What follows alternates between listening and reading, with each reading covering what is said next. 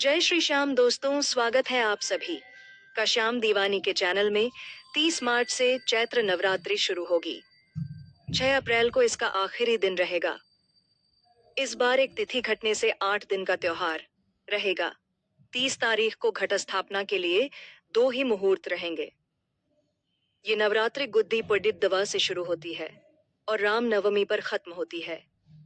हिंदू नववर्ष के साथ शुरू होने के कारण ये साल की पहली नवरात्रि होती है। इस वक्त वसंत ऋतु होने से इसे वासंती नवरात्रि भी कहते हैं। इन दिनों देवी पूजा के साथ व्रत पर ज्यादा जोर दिया जाता है। वजह ये कि आयुर्वेद के मुताबिक वसंत ऋतु शुरू होते ही बीमारियां बढ़ती हैं। इस मौसम में खान पान पर ध्यान देने से बीमार नहीं होंगे। घट स्थापना के मुहूर्त सुबह 6:15 से 10:20 तक, दोपहर 12 बजे से 12:50 तक। प्रकृति और ब्रह्मांड की शक्तियां का पूजा है घट स्थापना। जानते हैं इसकी विधि। पटिये पर एक मुट्ठी धान रखते हैं, उस पर मिट्टी के कलश में पानी भरकर रखते हैं। कलश को आम या अशोक पेड़ के पत्तों के साथ नारियल से ढक देते हैं। गणेश जी को प्रणाम करें, फिर जहां कलश स्थापित करना है उस भूमि को प्रणाम करें। चौकी पर लाल कपड़ा बिछाकर धान रखें। कलश में शुद्ध पानी और गंगा जल भरें। अक्षत, सिक्का, सुपारी, चंदन, रोली, फूल, हल्दी की गांठ दूरवा कलश स्थापना करते वक्त एयूएम नमः चंडिकाय मंत्र बोलें। क्यों करते हैं कलश स्थापना? मिट्टी का कलश पृथ्वी तत्व का होता है। इसमें वायु और जल तत्व होते हैं। कलश के पास दीपक में अग्नि तत्व होता है। इस कलश में आकाश तत्व यानी ब्रह्मांड की सकारात्मक ऊर्जा का आह्वान करना ही घट स्थापना है। जल से सृष्टि की उत्पत्ति हुई और जल में ही सभी देवी देवताओं का निवास माना जाता है। इसलिए कलश में शक्ति आह्वान करते हैं। 9 दिनों की पूजा विधि। हर दिन पूजा से पहले खुद पर गंगा जल छिड़कें, तिलक लगाएं और दीपक जलाएं।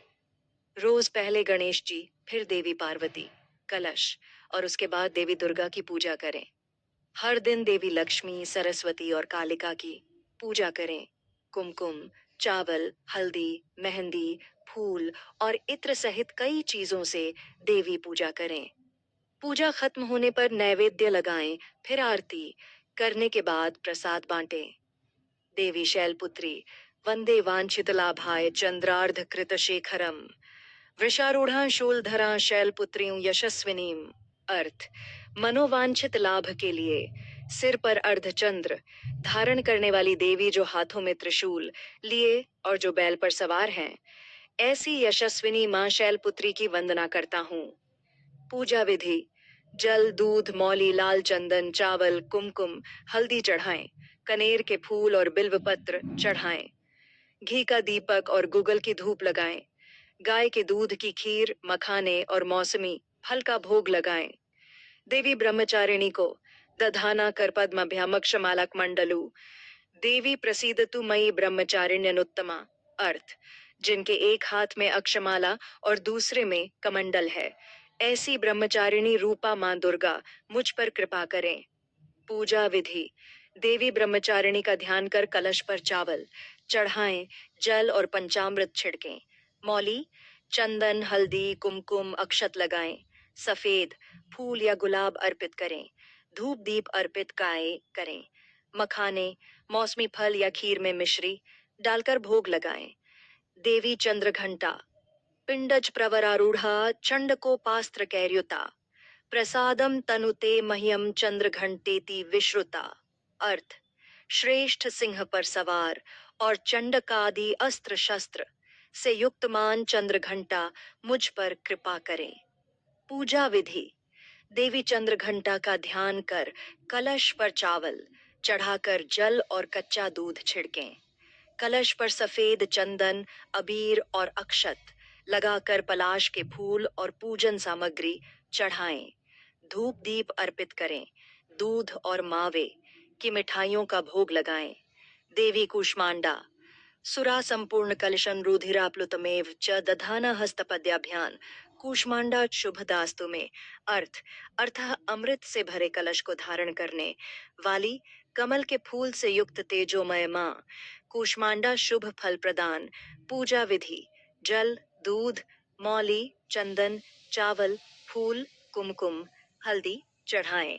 घी का दीपक और धूप लगाएं। घी से बने मालपुए, कद्दू के पेठे और मौसमी फल का भोग लगाकर आरती करें। देवी स्कंद माता सिंहासनगता नित्यम पद्माश्रित करद्वया। शुभदास्तु सदा देवी स्कंद माता यशस्विनी। अर्थ: सिंह पर सवार, दोनों हाथों में कमल का फूल धारण करने वाली यशस्विनी देवी स्कंद माता हमारे लिए शुभदायी हों। पूजा विधि: देवी का ध्यान करके कलश पर चावल चढ़ाएं और गंगा जल छिड़कें। चंदन, हल्दी, कुमकुम, अक्षत और कनेर के फूल चढ़ाएं। धूप दीप के साथ केले और अन्य फलों का भोग लगाएं। देवी कात्यायनी चंद्रहा सोज्जवलकरा शार्दूला वरवाहना। कात्यायनी शुभम दद्या देवी दानवत्यातिनी। अर्थ: चंद्रमा की तरह देदीप्यमान, शेर पर सवार, दानवों का विनाश करने वाली माँ कात्यायनी हमारे लिए शुभ फलदायी हो। पूजा विधि: देवी का ध्यान कर कलश पर चावल चढ़ाकर गंगा जल छिड़कें। कलश पर कुमकुम, अक्षत और लाल चंदन लगाएं। इसके बाद गुलाब और अन्य लाल फूलों के साथ पूजन सामग्री चढ़ाएं। देवी को शहद का भोग लगाएं। केला भी चढ़ा सकते हैं। देवी कालरात्रि एक वेणी झपा कर्णपुरा नग्ना खरा स्थिता। लंबोष्ठी कर्णिका कर्णी तैलाभ्यक्त शरीरिणी। वाम पादोल्लसल्लोहलता कंटक भूषणा। वर्धन मूर्ध ध्वजा कृष्णा कालरात्रिर्भयंगरी। अर्थ: इनका रंग काला है, सिर के बाल बिखरे हुए और गले में बिजली की तरह चमकने वाली माला है। इनके 3 नेत्रों से बिजली की तरह किरणें निकलती हैं। इनकी नाक से अग्नि की ज्वालाएं बहती हैं। इनका वाहन गधा है। ऊपर उठे हुए दाहिने हाथ की वरमुद्रा से ये सभी को वरदान देती हैं। नीचे वाला दाहिना हाथ अभय मुद्रा में है। ऊपर वाले बाएं हाथ में लोहे का कांटा और नीचे वाले हाथ में खड्ग है। ऐसी कालरात्रि देवी को प्रणाम है। पूजा विधि: देवी का ध्यान कर कल, कुमकुम, अक्षत और गंगा जल छिड़कें। लाल फूलों के साथ काजल और पूजन सामग्री चढ़ाएं। धूप दीप लगाएं। घी और गुड़ का भोग लगाएं। अनार भी चढ़ा सकते हैं। देवी महागौरी श्वेत वृष समारूढ़ा श्वेतांबरधरा शुचिः। महागौरी शुभम दद्यान महादेव प्रमोददा। अर्थ: सफेद बेल पर विराजित, सफेद कपड़े पहने, महादेव की प्रसन्नता के लिए हमेशा ध्यान में रहने वाली देवी महागौरी को प्रणाम। पूजा विधि: देवी का ध्यान कर कलश पर चावल चढ़ाने के बाद पंचामृत और गंगा जल छिड़कें। हल्दी, मेहंदी, कुमकुम, अक्षत और गुलाब के फूल चढ़ाएं। नारियल के साथ 16 श्रृंगार सामग्री चढ़ाएं। नारियल या खोपरे से बनी मिठाइयों का भोग लगाएं। देवी सिद्धिदात्री सिद्ध गंधर्व यक्षाद्यैर सुरैरमरैरपे सेव्यमाना यदा भूयात सिद्धिदा सिद्धिदायिनी।